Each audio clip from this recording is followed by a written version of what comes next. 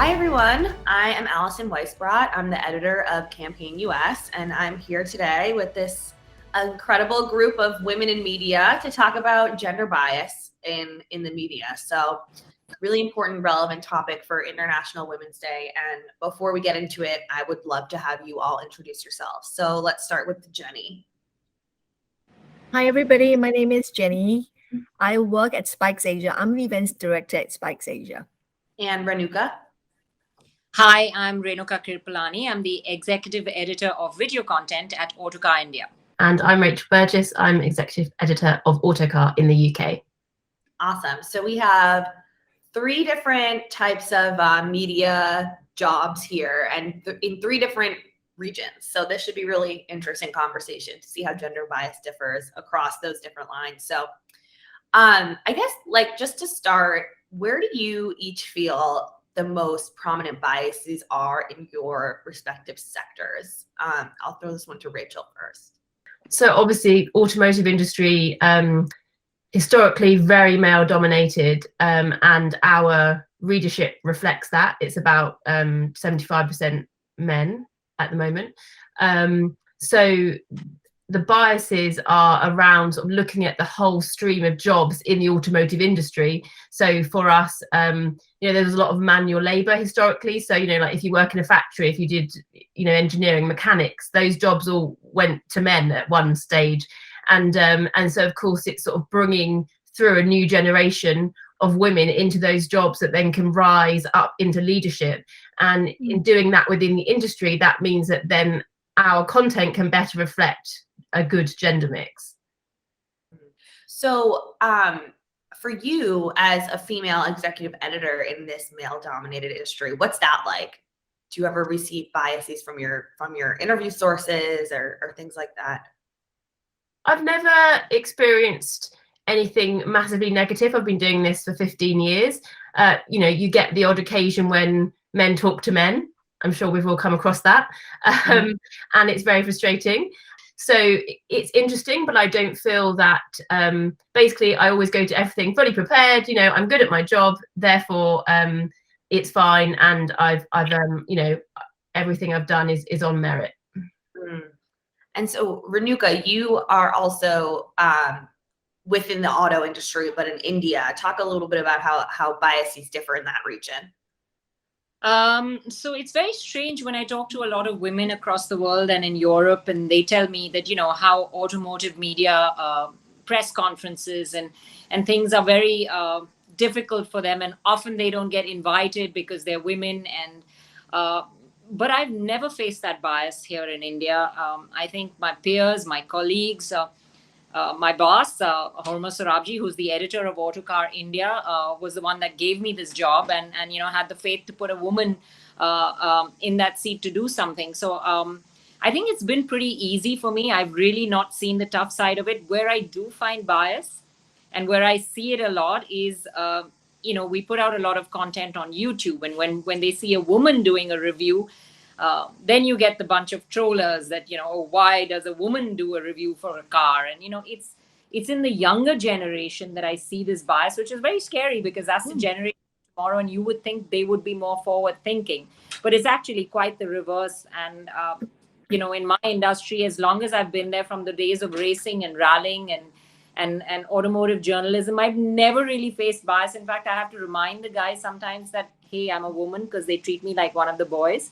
So, it's the journey for me has been pretty easy, but it's this new generation of social media where, people don't have a face, but can just kind of say anything. That's where I find the bias creeping in quite a lot. It's actually really disappointing that the younger generation is acting that way. But I think you're right. A lot of people sort of hide behind their social media profiles and they just troll. But so Jenny, talk a little bit about how, in events, which is also part of media, right? And it's in a different way. Like, talk about the biases maybe you or your team have experienced in the APAC market. To be honest, I have never felt any bias in my industry because we still come across a lot of females in this job. So there has never been that feeling about, okay, I'm a woman, I have to work better at this because, you know, the guys are better in this job. But of course, we know that in the past, when we had live events, you know, when the production companies, when the event production companies, when they set up their props and all, you know, the equipment are really heavy. So a lot of the tech guys are tech guys because they need the muscles. But then I also see a lot of females taking on the role as content producer. They are the ones in front of the camera in that sense. So they do play an equal role. But you know, it's also based on maybe the physique, you know, because you can't expect the women to be carrying all those heavy equipment and all. So the role seems to be pretty nicely distributed. And even now for online events, I mean, I have just concluded the Spike show and campaign show today, and the ops team that sits at Haymarket Hong Kong is made up of women. And we're talking about tech, we're talking about digital. So they will work with the AV people, they work with, they do all that. They're responsible for the recording.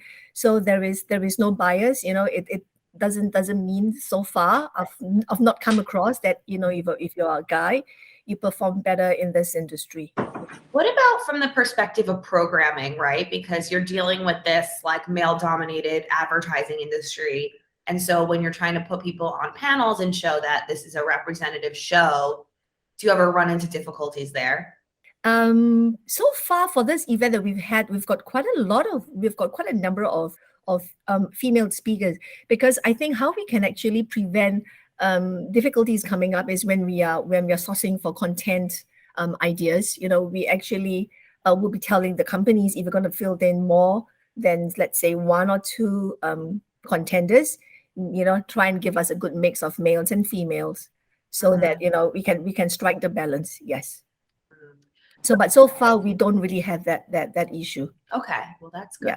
So each of you are sort of saying in your personal experiences you haven't, you know, experienced that much bias, which is great. But do you find that gender expectations are still a thing in your role in media and your respective markets? Some places that, you know, especially at automotive events, when you go in and you know, you kind of get the t-shirts that are the giveaway, they're always the large male sizes. You know, it's the smaller things, I think, that people forget, that there are so many women in the automotive industry as well. And you know, it's the finer things that I think it's in those, you know, they'll often address an opening meeting saying, "Good evening, gentlemen," and then realize, oh, there's a lady in the room. So it's those small things where you kind of see that, you know, they don't expect a woman to be there. But I don't think it's bias in that sense. I think it's just unexpected because it's always been male dominated so long that, and it's changing. And I'm glad for that, because I see so many more women in the automotive industry now, especially at press conferences.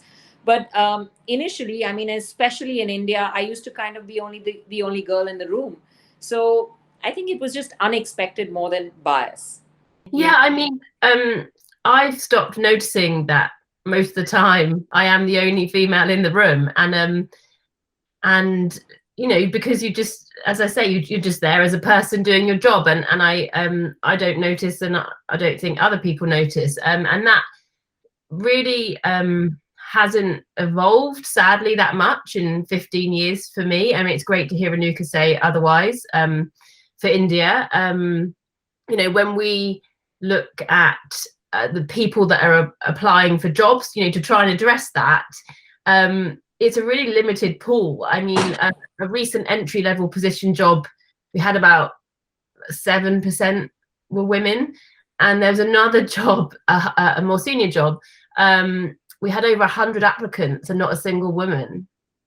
And you know, then you've got to assume that the people that you are applying that are women are ones that, you know, are strong candidates. So for us, some of you might know, but we have an initiative called Great Women in the British Car Industry. That is an event which has a lot of women, unsurprisingly, at it.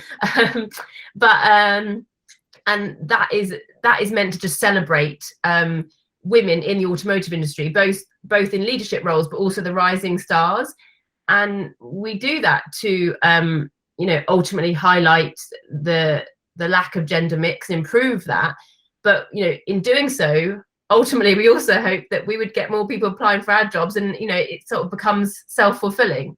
Well, to your point, like when you are putting together articles, videos, events, like how much do you think about female representation, and how much do you know, make that core to your programming strategy? So we have to be very conscious, you know, to actually look at more women, so that when the numbers drop, when there's attrition, at least we still have some female representation in the pool.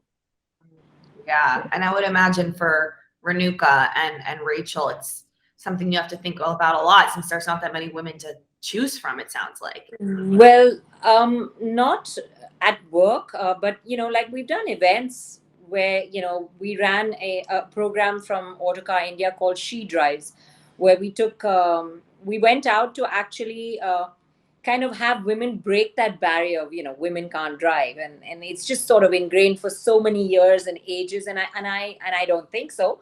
So I just wanted more women to know that, hey, you can get behind the wheel and do anything else that any guy can do in a car.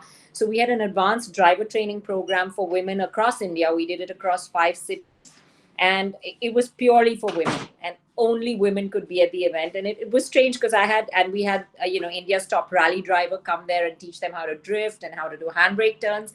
And it was such a fun event that we had most of the guys that came with the women saying, hey, how come this is so biased, and we, you know, men are not allowed to do this. So it was the reverse that we had over there. So we've had events that are aimed purely for women, in that sense. And I think, you know, it turned out to be great, and I want to do it all over again, and we're going to start another series this year. So yeah, they're purely driving events for women. Yeah. Rachel, what about you? Have you done anything like that in the UK? You were mentioning the Leadership and Rising Star Awards. Like, how do you think about sourcing for different stories? And, you know, on a print or digital, it's not as like visual, right? Like you're using words. So how do you think about incorporating women as sources? Honestly, it's very limited because there's so few women put forward for interviews. Obviously, you know, if there's a chance to speak to someone who we want to speak to that's also a woman, excellent, you know, I would love it.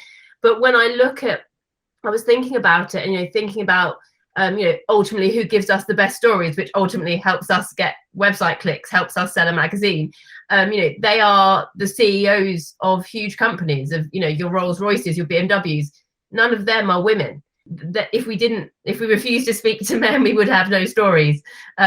So I'm acutely aware of it, but I'm hoping that great women, even though that exists for the purpose of the automotive industry, will, as I say, eventually feed through to the people that we have access to, so we can better reflect a gender mix.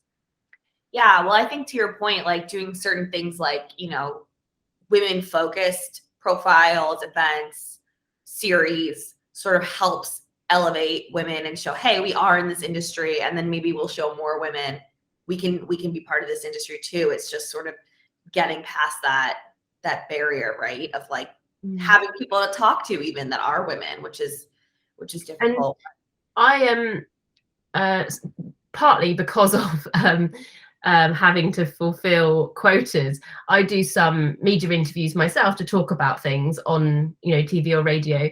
I'm sure you will do the same. And one of the things that never really occurred to me, because I'm just sort of doing my job, but someone once said to me, a woman said, you know, it's great seeing you on TV talking about automotive, because other women see you talking about automotive and then potentially think, I could be involved in automotive. Mm-hmm. You know, not necessarily in journalism, but in the broader industry. And it did sort of make me ponder it, because I thought, you know, visibility, awareness is so important in this plight.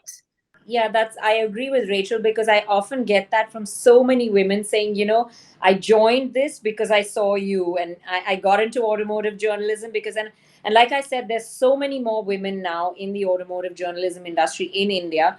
And it's and like Rachel, I've never thought of it as anything but my job, and I was just kind of there doing it. But it's nice to hear that the role you played has actually, you know, worked for other women to feel like, hey, this is something I could do too.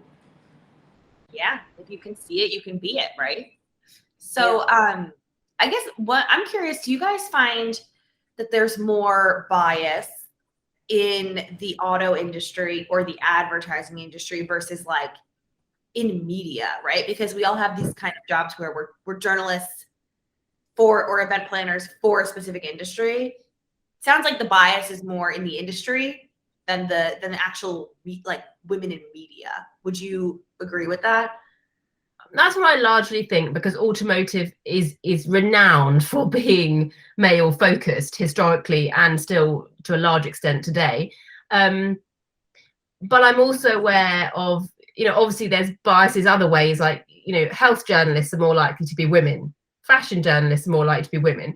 Yeah. But when you look, there's been a few studies, when you look at editor level roles across media as a whole, they are still predominantly men. Right, because those are the leadership roles. Mm. Mm-hmm. It's really interesting. It's also the ad. I think it's the way the industry is portrayed. Most car ads are aimed to men, right? Because they all assume that men will be buying the cars. That's changing over time, but I think it's a very, very slow change, and that perception is what makes it, feel so male dominated, or something that's predominantly for males. Because over the years, people have just assumed that, okay, the man of the house will buy the car, so aim the advertising at him. And that's the way it's just been over the ages. You'll always see a man behind the wheel. It's very rare to see a woman behind the wheel of a car ad. It's small things like that, where you see the bias, as opposed to, like you said, within the actual people and the way it works. Yeah, and that's media too, right? Advertising. So if you talk about the advertising industry, it's like what Rachel mentioned. If you're talking about, say, fashion, retail, you have a lot of females who are involved, maybe even writing them. So if you look at the marketing industry, a lot of marketers are females. A lot of CMOs are females. A lot of media, a lot of media agencies. If you walk into a media agency, majority of the staff are females. But in the case of a creative agency, then probably you have more male creative directors. So somehow that happens. Yeah, and as someone who covers advertising, like I would argue it's taken a very concerted push for years to get that women, like you walk into an agency and you see women there. And I agree with you, most of the top creative roles are still men. And that sort of, when you don't have diverse people in the room coming up with ideas, what do you get? You get an ad with a man behind the wheel of a car. So Jenny, talk about, as an event manager, like the shift to virtual over the past couple of years has sort of changed the dynamic of, just everything. But I think in general, for women, we were talking before about how, maybe it's more difficult to find a quiet time or a quiet place in your home to film a virtual panel. Like, have you experienced more difficulties getting women to speak at virtual events, or like how has the whole COVID virtual shift impacted representation for women in events?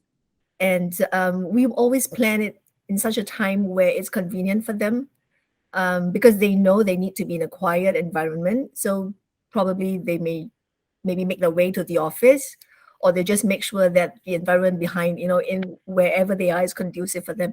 So no, I wouldn't say that it's difficult for us to look for women speakers.